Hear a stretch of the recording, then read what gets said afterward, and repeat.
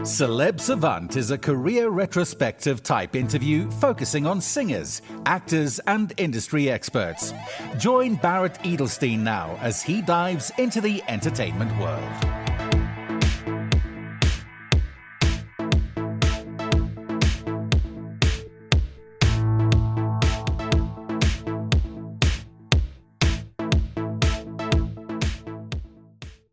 Shab is an Iranian-born, American-based singer and songwriter. She first gained attention in the Western Hemisphere in late 2020, when her earliest releases earned her the label of breakout star of the global pandemic.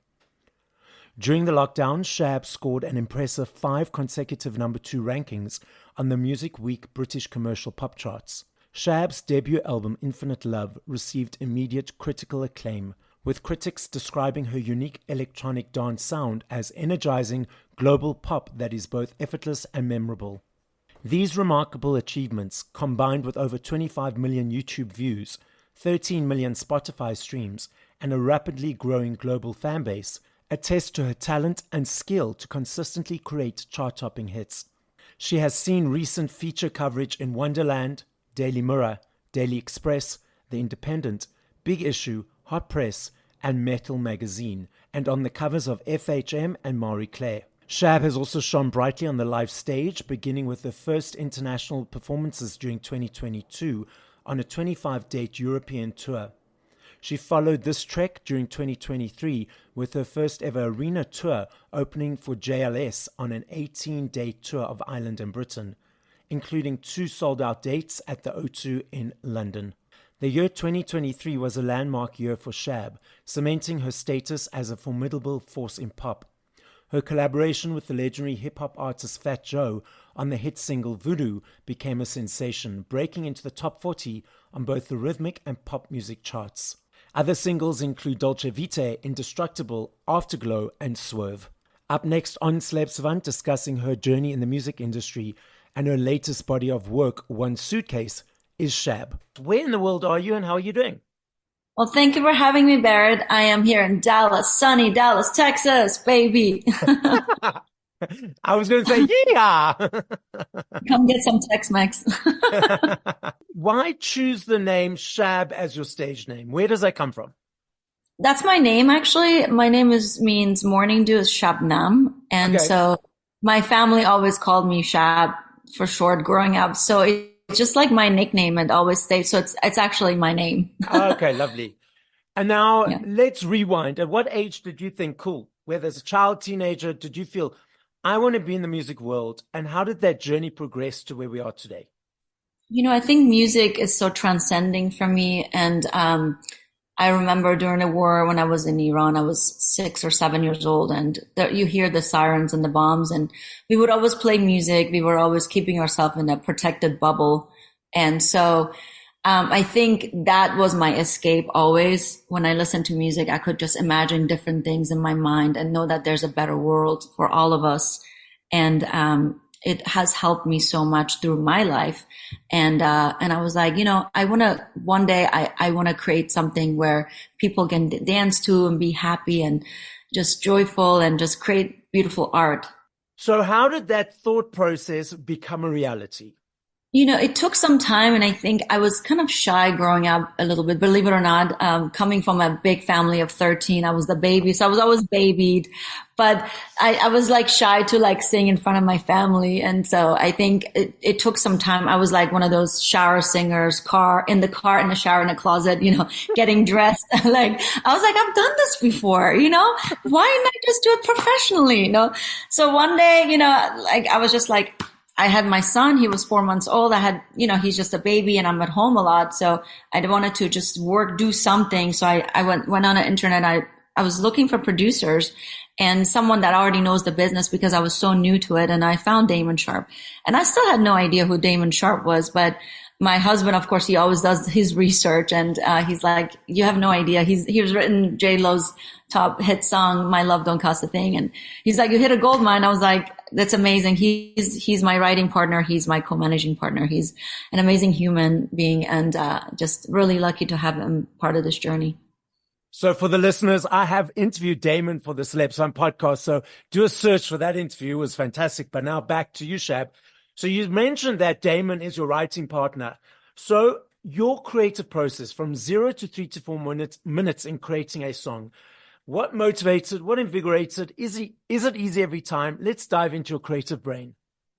You know, I get inspired just leaving the house. I'm not one of those, I only write at nighttime, or I'm constantly inspired by the environment around me, the people, the music that I listen, or when I travel the world and I hear different sounds, I'm always jotting it down. And I'm like, how can we make this like, for example, I wrote Spell on Me, and that has like a Middle Eastern vibe with pop. I wanted to bring the worlds somehow together. It's like it's more like a world sound.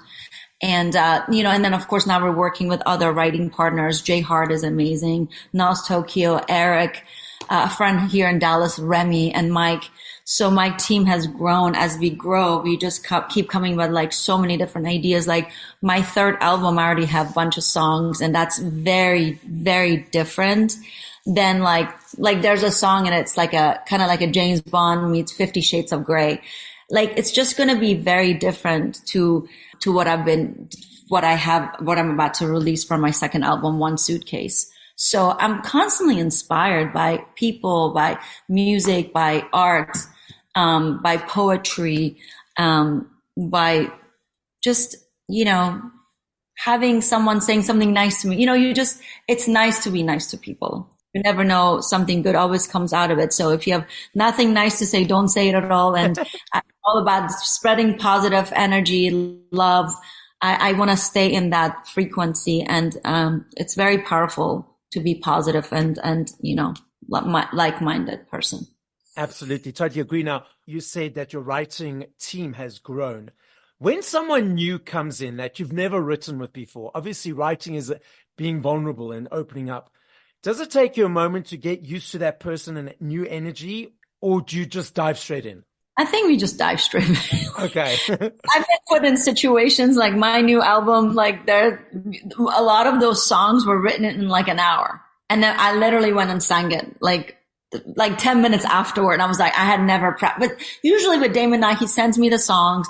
I have it for like a week or two, and then we go to LA and record it, But this way, I've been in situations where I was thrown in, and it was very different. And I was panicking. I'm like, no, you already done this, So I think so many times I was throwing in so many different things, and I have to come up with the lyrics, and, it was a team effort, and, other people were in a room. They're like, oh, how about this line, So it's just so exciting to be in a room. It's like you making a song come to life with words, and then you make the music video. It's incredible. It's like constant gratification where you're just getting something right away. You're creating constantly, which that's what I love about music, because it never dies, and you're not like, I'm done with my work. No, I wrote 5 songs, and I better write like 20 songs like for my next album. So I just have to keep getting better and better and just write more songs. It's not enough. You have to keep writing good songs,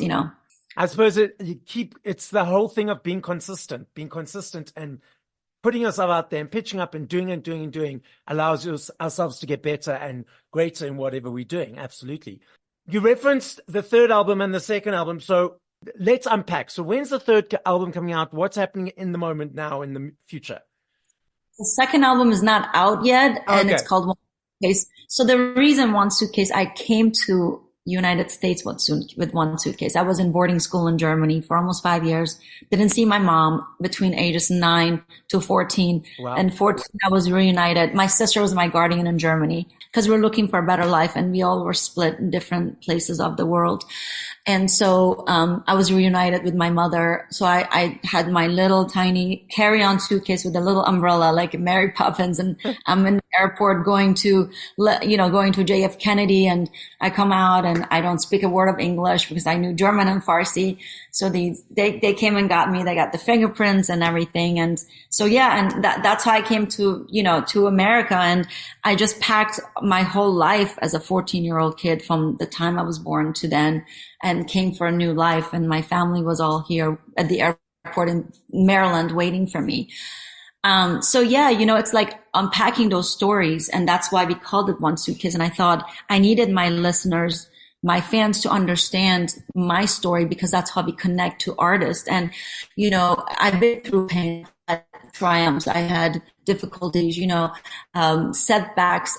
But I always remember with praying, like whenever I prayed, everything came through. So One Suitcase is coming out hopefully in February.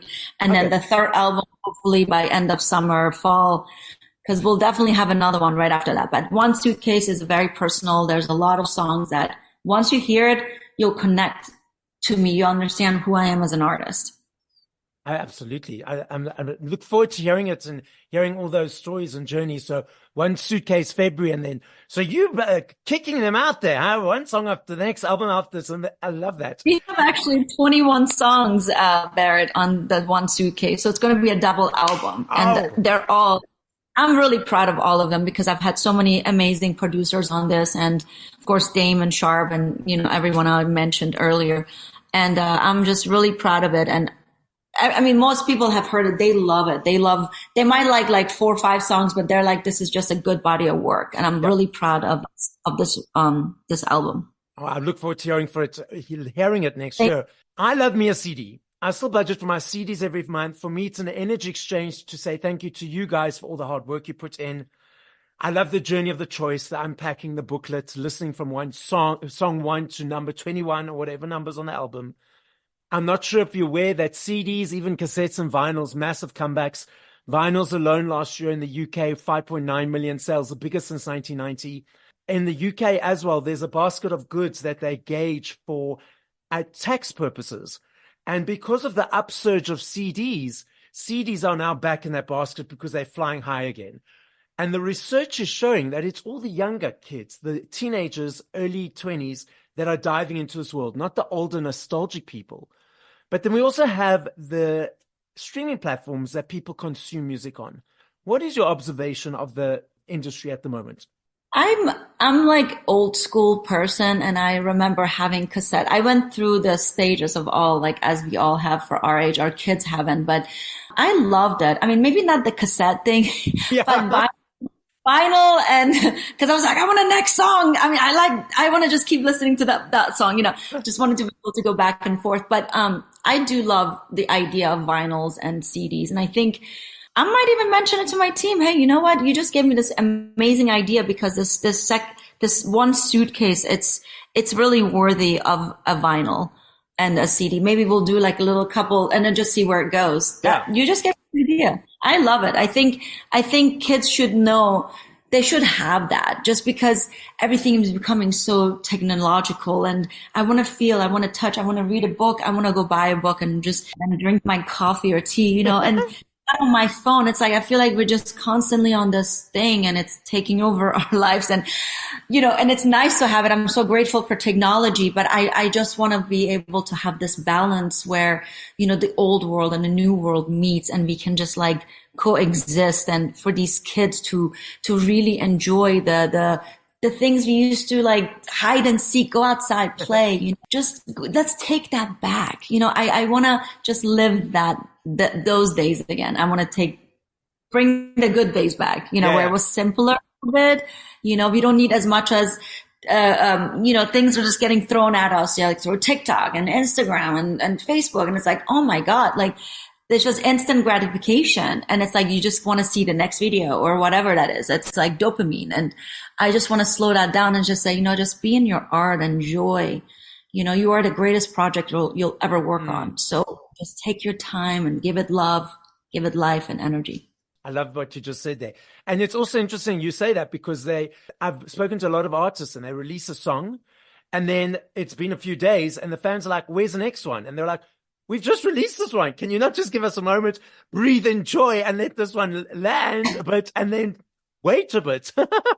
That's why you have to, and with the 21 album, like we were going to release the album like next month. And I was like, guys, we need to split out these songs so people understand what's going on. We can just like give it to them, and people are really just more getting to know me. And, so we're going to have 2 more releases, after Swerve. And we're actually going to LA to do the 2 more music videos they're also on the album, and they're very good.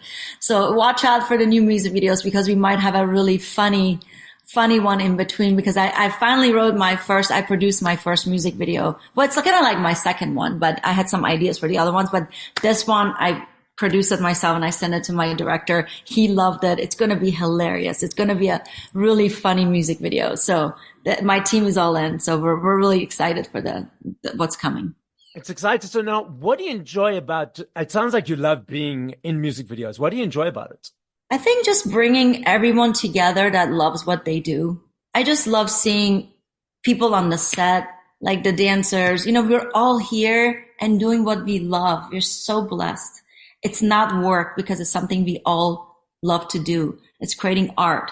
It's almost like a mini movie. And I've always loved movies that are impactful, that are meaningful, that really tell a story. And, like, those are the things I would like to do eventually. Maybe even for the One Suitcase, there's a song called One Suitcase. I had this idea we should do a short film, because I want people to kind of get into that life, and I want to bring those feelings out through the music video, which is going to be a film. So that's what I would love to do. What was the motivation for you to think, I want to put on the producer's cap and start creating from that side? I was working out. It happened one day where just like this light went off. And then I was like, oh my God, I have an idea for a music video. So I messaged my director. So I gave him some ideas where I find things or I send it to him. He's like, I love it.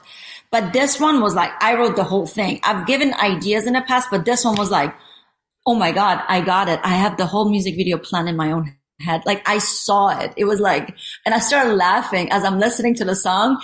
I started laughing because the video is going to be really funny. And my friend was like, I was like, I have this idea for this great music video. It's going to be a funny one. People are going to laugh. Like, we need more of that. I was like, sexy is good, but we want something funny, like I want to make a funny music video. How do we bring that into the picture for my song? And so let's just say the Minions will be involved, because we love Minions. Oh, cool. I look forward to dressed up as a Minion, because I don't want to get sued by the It'll be like a Halloween outfit, maybe. Yeah. You get the idea. Yeah. I'm bringing this up based on what you're saying. So I'm not sure if you're aware of NLP, neuro-linguistic programming. So that's the way people process information. One of the elements of it is that there are 3 aspects that each of us have. So you have a dominant one, a secondary, and a tertiary. Now, you have visual people that create pictures of the information that they hear. You have auditory people. Now, auditory people, they hear the words, they hear the sentences. It's all about the verbal communication. Yeah. You have kinesthetic people. They process information through the body language, the energy, the tone of voice, the emotion. Now, focusing specifically on music. When you're hearing music of your own or by the artists, are you creating pictures of what you're hearing? Are you hearing the words, or is it about the feeling? That's a really good question. Wow. It really depends. If it's my own song, I'll picture it like how I want to perform it live. Okay. In my mind, like, what am I doing? Like, if I'm thinking of the music video, then I'm like, ooh, like, are we going to have fires there? Or I have such a visual, like, I see it, like, I see the whole thing. I'm like, okay, we're going to have the ring of fire. I'm going to be dancing in front of them. I have my guitars right next to me. We're like, I wrote already another music video in my head that I just sent it to my director. So for me, is the live, what am I doing? But when I hear other people's music, I could like make up what it looks like. I'm like, oh, this could be something at the beach. You know what I'm saying? Or I'm listening to the words, but it's like, I'm audible, but I'm also a very visual person. Yeah. When I'm practicing my songs, like, I have to have good ears to make sure I'm on pitch. I'm doing it the right way. I think it's kind of both. Yeah, absolutely. Sounds like that. But now when you're listening to songs by other artists, are you able to just relax and listen to it for what it is? Or is your brain seeing the pictures, hearing the words and unpacking it? I'm just trying to see what they're singing and how they're singing and their breath control, okay. How to me, it's more technical. Yes. When I'm listening to other people, like, even when I'm listening to myself, is always technical, and then all the other stuff comes, but it's more like technical. Ooh, I like that riff she did. That's so cool. I want to practice that. Or like, it's more like the technical thing for me Okay. with I'm listening, or I can just, depends if I'm studying a song or if I'm just like enjoying it as leisure or working out, because I love listening to like house music and EDM when I work out, especially when I'm like cardio. So yeah, and I'm just listening to it and like, or then what I do is I do cardio and do all my songs. I do my whole album from top to bottom. And that's how I get my stamina. Yes. Now, what do you enjoy about performing live? I love the energy. I love giving my energy. There's a quote that says, you came to this world to give your talents away. It's not meant to be mine. I love the energy of the crowd. I just love seeing people joyful and they're happy, and I'm also there with them, and we are sharing this big love together of music, of dancing, of community. So to me, that brings me joy. And when I see them and their lights are like shining, and I see them as stars, and they're seeing me as like the star that's performing. But for me, I see them as my little stars spread all around the auditorium or wherever we are, in arenas. I'm that dude that's right up in front. I'm dancing, I'm jamming, I'm doing my thing. I'll take my cell phone out for maybe one or two pictures, one or two phones, and I put it away. I notice a lot of times these days, people are tweeting, they're posting, they're videoing, they're trying to get the perfect picture a lot of the time for the concert. For you on this stage and engaging with that energy that you reference, do you sometimes find that's a little bit distracting and taking away from that energy, or it's just where society is at the moment? I think it's just a society as a moment. Like, to me, it doesn't bother me. Okay. It's time. Look, I always say, like, we have so much in our minds, stuff happening in our life. They're just there. You go to the concert, you're having fun. You don't want to forget about your troubles. And, if you want to record it, that's going to get you excited and you're going to go watch it later. If that makes you happy in that moment, this is your time. You can do whatever you want. It's up to the individual what experience they want to have. And that's like sovereignty. So for me, it doesn't matter for me. I just want them to have a good time, dance a lot, forget about their troubles, and just like have a good time. To me, that's all that matters. And for me, when I go to concerts, I like to film a little bit, and then I put it away and I just want to be in the moment. Yeah. And then I'll post later, because like, to me, I'm really working on being more present and being in the moment, because this is it. This moment can change your whole life. The past doesn't matter, the future, because it doesn't happen. The future hasn't happened. The past has already made lessons. It's just our mind tricks us and takes us to the past. I'm like, no. I want to just stay here and be grateful for all the hardship and everything that came to me, because it made me the woman I am today. So it's like you honor those things, and then you boss up and you're like, it's my stuff. I don't want to give it away. It was my pain. It made me stronger. I want to keep it. I think it's all about perspective. But you're right. I mean, we do live in a society where I just think we should stay more in the moment. I love having conversation, having a glass of wine. I just want to put my phone away and just enjoy just being here together. And that's why I love going to our lake house, because it's away from the city. It's an hour away. And then this time goes so slow by. I love it. I just go sit by the water and I read my book or enjoy music or tanning, So Shab, I love this game. I know if I had to ask you this question in 2 minutes, 10 years, 5 hours, I know your answer will be different every time. I understand that and I acknowledge that. I'm not saying favorite. I'm saying top of mind. If you had to push play to 5 songs by other artists once we finish this conversation, what would those 5 songs be and by whom? Okay, I gotta look at my phone. Definitely Rufus, The Soul. I love their new song, Music is Better with You. It's like, oh my God, what a great song. Like, I'm just trying to think, like, I find a lot of dance songs that becomes like my favorite song. And I'm like, ooh, I want to keep listening to this. And I have a new one that I listened to lately. It's called I Adore You by, featuring, Dakolim, and then I listened to, there's a EDM one called Calling Your Name by Thrill Seekers. Like, sometimes I listen to that. There's a song my daughter likes called Tokyo.